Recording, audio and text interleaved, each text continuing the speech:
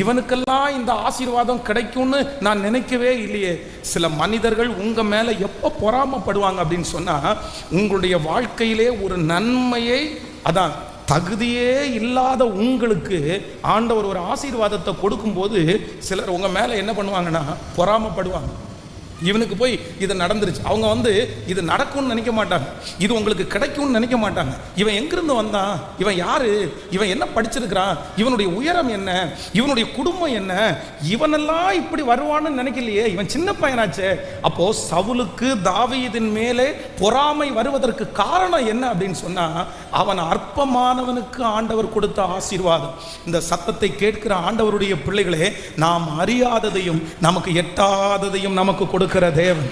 படித்தவர்களை பார்க்கலும், உயர்ந்தவர்களை பார்க்கலும், நம்மோடு போரிடுகிறவர்களை பார்க்கலும் நம்மை கனத்தினால இடை கட்டுகிற கர்த்தர் சில நேரங்களிலே நம்மை சுற்றி இருக்கிற மனிதர்களுக்கு முன்பாய் ஆண்டவர் நம்மை உயர்த்தும் போது என்ன வரும் அப்படின்னா பொறாமை கண்டிப்பாக. இன்னொன்று, இந்த சவுல் நம்பர் 2, இரண்டாவதாக இந்த தாவீதின் மேல பொறாமப்படுறதுக்கு என்ன காரணம் அப்படின்னு சொன்னா, வேதம் சொல்லுகிறது, இந்த தாவீதை குறித்து அவங்க புகழ்ந்து பாடுறாங்க.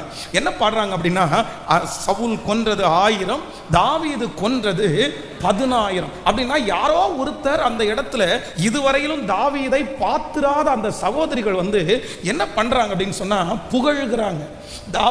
தாவீதை அனைத்து ஜனங்களுக்கு முன்பாகவும் அப்படியே சத்தமா புகழ்றாங்க. நீ பெரிய ஆளு, நீ பெரிய ஆளு, எங்க ராஜாவை காட்டிலும் பெரிய ஆளு. அப்போ ஒரு மனிதனுக்கு நம்மேல் பொறாமை எப்ப வரும் அப்படின்னு சொன்னா, அவர்களுக்கு முன்பாக யாராவது ஒருவர் நம்மளை புகழும் போது சில மனிதர்களுக்கு அதை என்ன பண்ண முடியாதுன்னா ஏற்றுக்கொள்ளவே முடியாது. அதனால ஆண்டவருடைய பிள்ளைகளாகிய நீங்கள் எதை நீங்க ரொம்ப வெறுக்கணும் அப்படின்னு சொன்னா, இன்னொருத்தர் நம்மளை குறித்து புகழ்கிறது நல்லதுன்னு நினைக்காதீங்க. ஹலோ, நல்லதுன்னு நினைச்சிடாதீங்க. ஐயோ என்ன புகழ்கிறான், அவ்வளவுதான், இதுல இருந்து நமக்கு ஆசீர்வாதம் வரப்போகுது, ஐயோ புகழ்கிறான், இதுல இருந்து நமக்கு உயர்வு வரப்போகுது அப்படின்னு நினைப்போம். ஆனா ஒண்ணு நினைச்சுக்குங்க, அவர்கள் நம்மை புகழும் போது நன்மை எவ்வளவு தூரம் வருதோ இல்லையோ, அங்க உங்களை புகழும் போது 10 பேர் உங்களை பொறாமப்படுறதுக்கு இருப்பான். இவனை என்ன இப்படி புகழ்கிறான், இவனை எதுக்கு இப்படி புகழணும், எதுக்காக இவன் புகழ்ச்சிக்குரியவனாய் மாறினான்.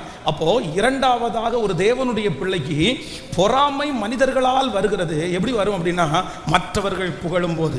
இன்னொன்னு நம்பர் 3, மூன்றாவதாக இந்த சவுலுக்கு தாவீதின் மேல பொறாமை எப்படி வந்துச்சு அப்படின்னு சொன்னா, இவங்க பாட்டு பாடும்போது என்ன பாடுறாங்க அப்படின்னா, சவுல் கொன்றது 1000, தாவீது கொன்றது 10,000.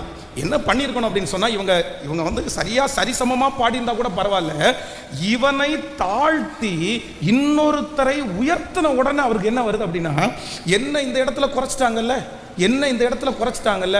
சில இடங்களிலே ஆண்டவருடைய பிள்ளைகள் ரொம்ப கவனமா இருக்கணும். உங்களை விட உயர்ந்தவர்கள், உங்களை விட அனுபவசாலிகள் சில நேரத்தில் முன்னாடி இருக்கும்போது உங்களை அந்த இடத்துல ரொம்ப கனப்படுத்துவாங்க. ஏன் அப்படின்னா அந்த கிரவுடுக்கு உங்களை மட்டும்தான் தெரியும். இதுக்கு முன்னாடி சாதித்தவர்களை, இதுக்கு முன்னாடி நடந்தவர்களை உங்களுக்கு நிறைய பேருக்கு தெரியாது. ஆனா இந்த மாதிரி ஒரு இடத்துல கர்த்தர் உங்களை கனப்படுத்தும் போது நீங்க அதை ஞானமாய் கையாளணும். சிலர் என்ன நினைக்கிறாங்க அப்படின்னு சொன்னா, பாருங்க, எனக்கு கத்து கொடுத்தவருக்கு முன்னாடியே என்ன புகழ்ந்துட்டாங்களா, எனக்கு சொல்லி கொடுத்தவங்களை விடவே என்ன புகழ்ந்துட்டாங்களா அப்படின்னு நிறைய பேர் அந்த இடத்திலே பெருமைப்படுவார்கள். ரொம்ப ஜாக்கிரதை.